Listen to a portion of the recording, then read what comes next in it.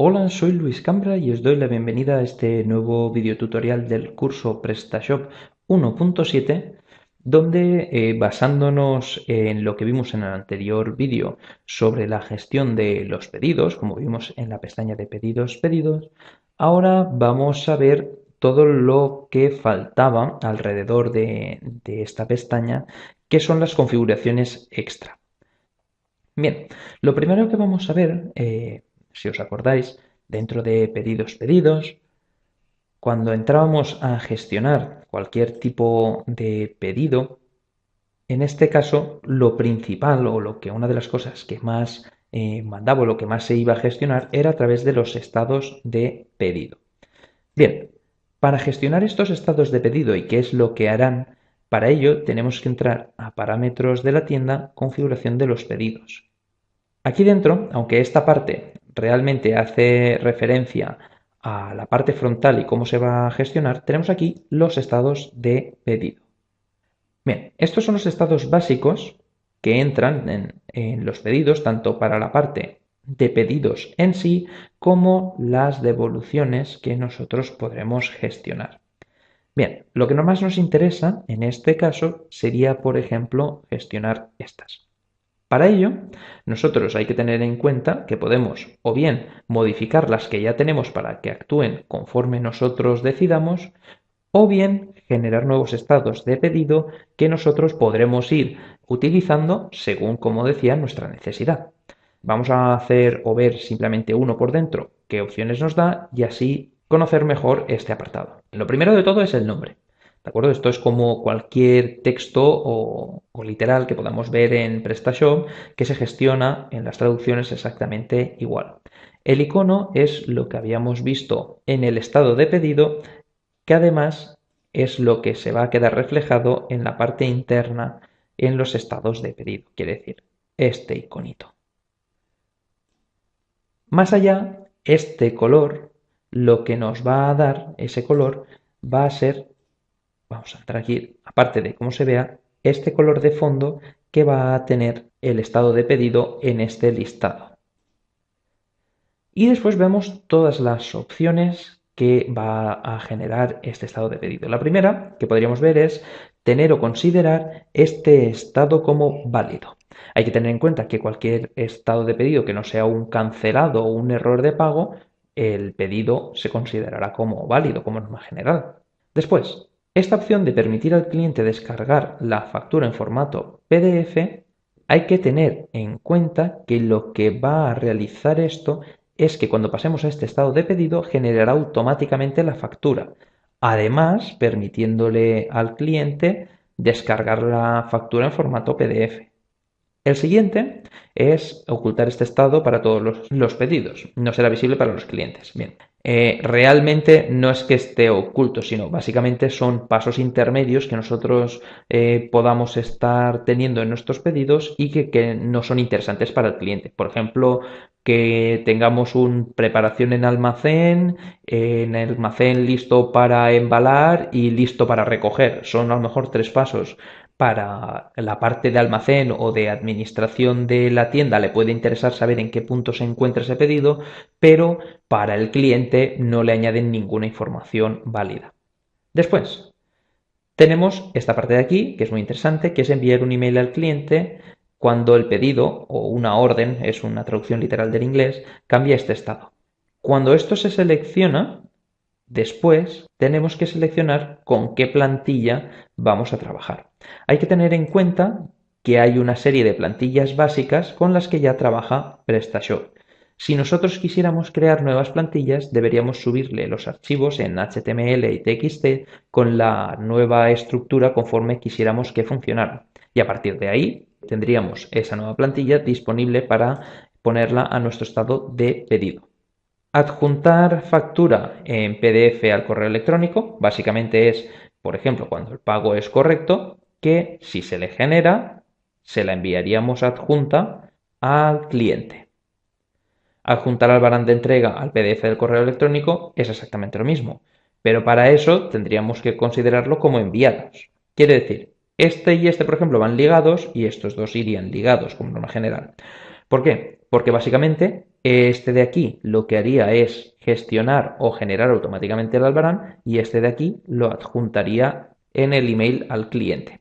Después tenemos las dos últimas opciones, que sería la primera, marcar las órdenes de este estado como pagadas, básicamente si el pago se ha recibido, y, perdón, había dicho en este caso que aquí generaba el PDF de Albarán, es mentira.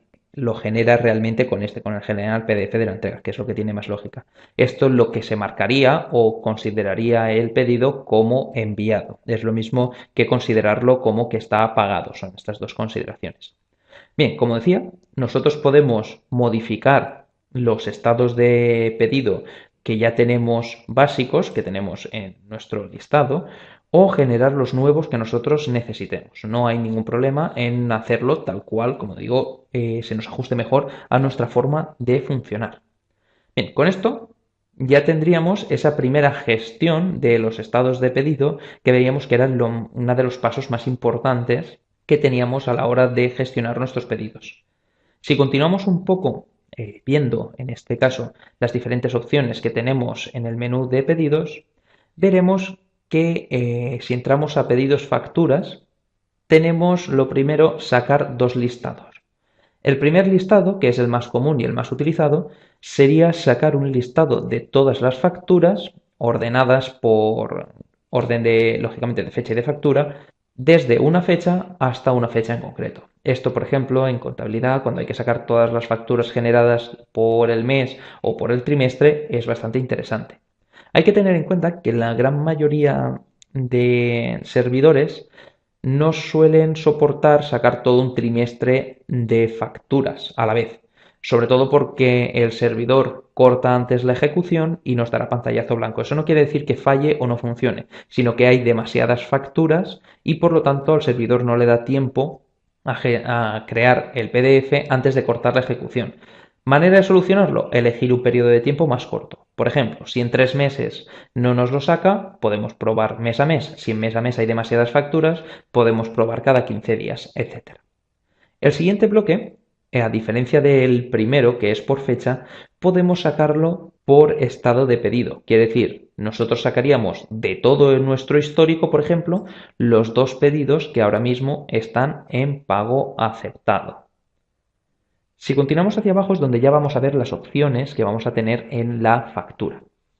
La primera es directamente si activamos las facturas o no. Quiere decir, si este elemento lo desactivamos, básicamente PrestaShop no va a generar en ningún momento las facturas. Lo normal para una tienda, lógicamente, es tenerlo activado y que funcione con normalidad.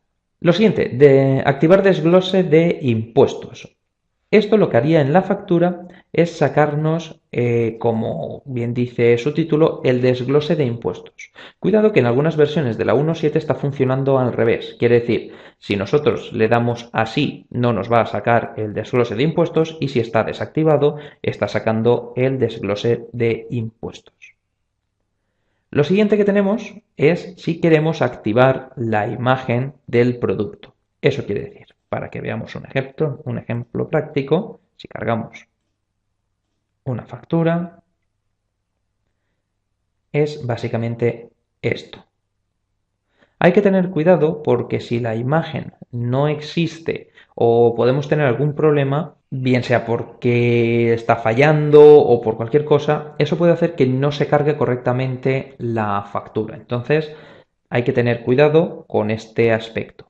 Como veíamos antes, ya que lo tenemos abierto, esto sería el desglose de los impuestos. En este pedido en concreto no hay realmente impuestos, por lo tanto sale sin impuestos, pero si hubiera, lo desglosaría primero por productos con todos sus diferentes impuestos, más los transportes con todos sus diferentes impuestos. Bien, continuando con lo que estábamos viendo, en este caso el prefijo de la factura, el que queramos ponerle a nuestra factura, si vemos ahora está el almohadilla IN, y después una cosa muy interesante que han puesto en la nueva versión, que sobre todo para España nos viene genial para no tener que entrar a hacerlo a mano. En este caso, por ejemplo, sería añadir el año actual de la factura, perdón, el año actual, el número de la factura, Y después esto que es muy interesante para que lo haga de forma automática, que es restablecer el número de factura secuencial a principios de año. Esto es esencial en España porque nosotros cada año tenemos que empezar por la factura 1 de nuevo. Entonces, con esta solución lo tenemos ya hecho sin necesidad de utilizar números de factura como utilizábamos antes, como por ejemplo este, para así después, cuando cambiáramos, cambiar a este. ¿Quiere decir que este método de la numeración no es válido? No, es perfectamente válido, pero ya nos lo automatiza. Después, lo que podríamos decidir es si vemos la posición de la fecha del año después del número o antes del número. Si nos fijamos, ahora mismo estaba puesto después del número. Si lo ponemos antes, pues bueno, iría antes, no tiene más problema, conforme nos guste más. Básicamente esto es el siguiente número de factura que se va a realizar. En este caso siempre nos dice el siguiente que él va a tener en cuenta. En este caso, 4. Si nosotros lo dejamos en blanco, lo ponemos 0, quiere decir que él va a continuar manteniendo el 4. Si por algún caso hubiéramos hecho una factura externa al programa y hubiéramos utilizado, por ejemplo, la 5 y la 6, aquí le tendríamos que indicar que continuara por la 7 para de esta manera no tener nosotros numeraciones de factura duplicadas. Después, aquí tenemos dos campos que vamos a ver, que son el texto legal libre y el pie de página. Vamos a ponerlo, texto legal libre, prueba y texto pie de página. Mira, lo tenemos aquí, perfecto. Así lo veremos ahora en una muestra donde aparece y después tenemos el modelo de factura, la invoice o la B2B. Muchos, si seleccionáis uno u otro, no vais a ver mucha diferencia. La única diferencia real que existe es que son dos plantillas diferenciadas y que por tanto se pueden programar de forma diferente si queremos utilizar una u otra.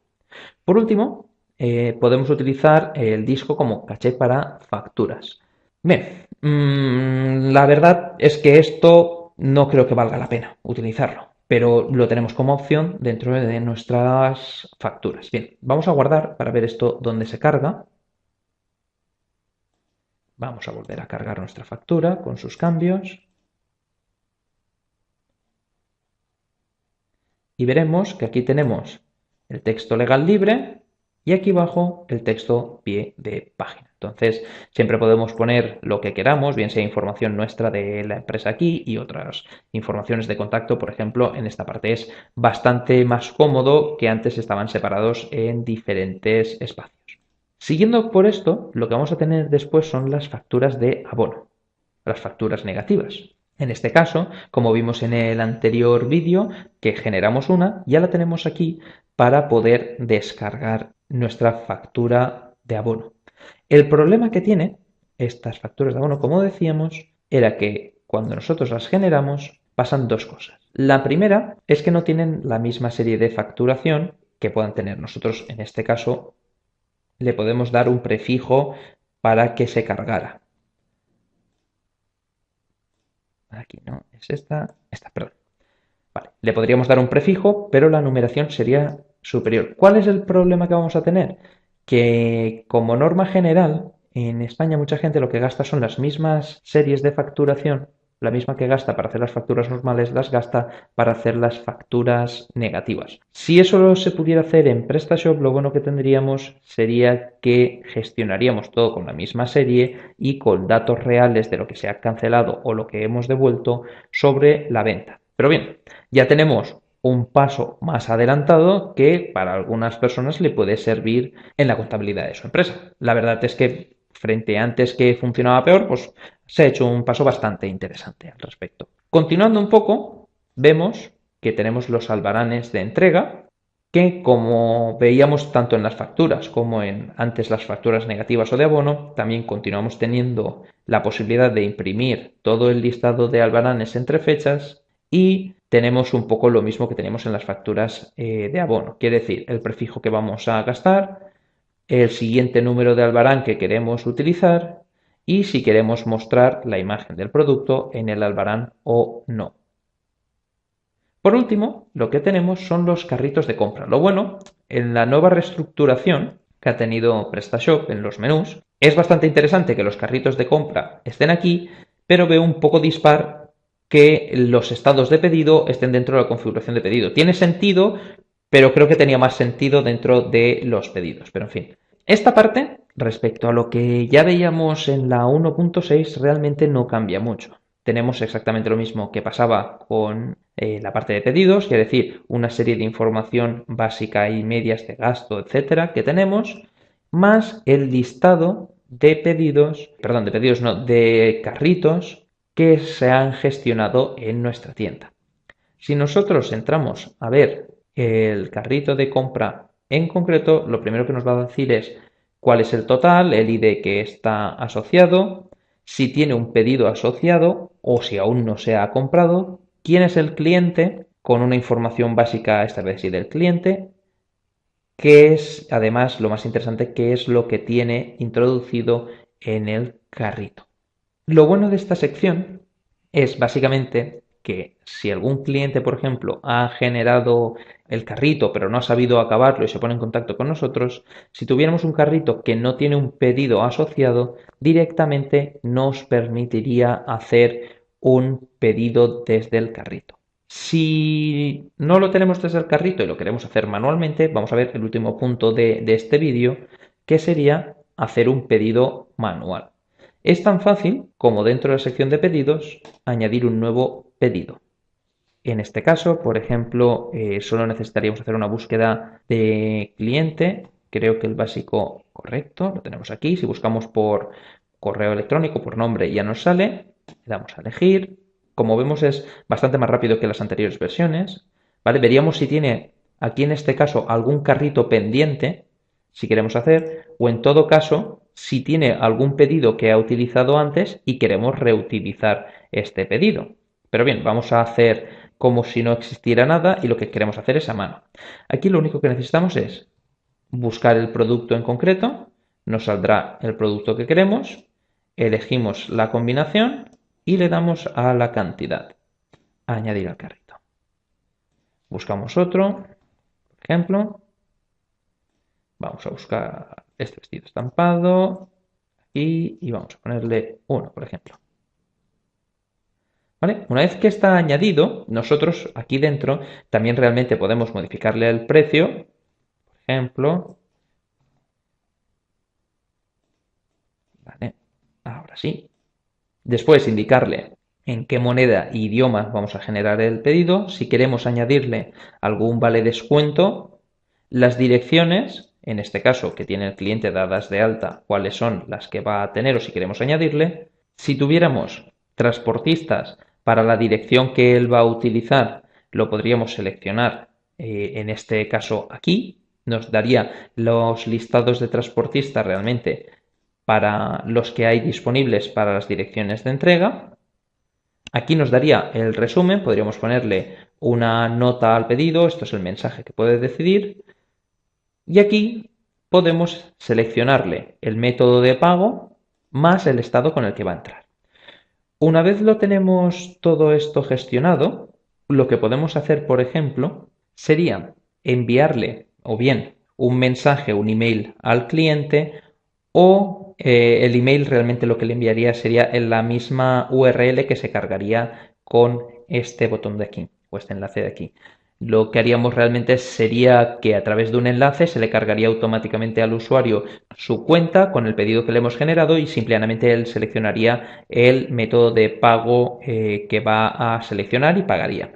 Si queremos finalizarlo, lo que tenemos que hacer es seleccionar una dirección donde sí que tenga algún transporte para hacer en este caso, por ejemplo. ¿Vale? Si nosotros seleccionamos el transportista, él automáticamente nos va a dar el precio del transporte. Nosotros después le podemos indicar si lo queremos gratuito o no. Con todas estas opciones realizadas ya podemos crear un pedido. Pues bien, con esto tendríamos realmente ya cubiertas todas las opciones que nos dan nuestra sección de pedidos y para los próximos vídeos veríamos la gestión de nuestros clientes. Así que nos vemos en próximos vídeos.